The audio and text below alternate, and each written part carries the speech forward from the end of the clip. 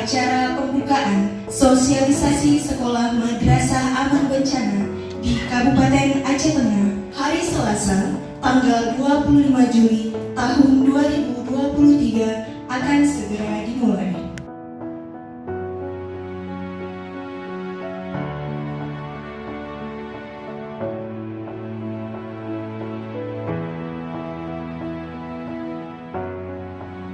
Besar harapan kami bahwa semua peserta dapat mengikutinya dengan antusias, aktif, dan bersemangat.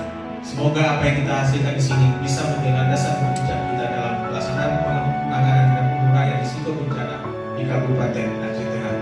Bismillahirrahmanirrahim. Kegiatan sosialisasi sekolah Madrasah Aman Bencana tahun 2003 saya nyatakan dibuka.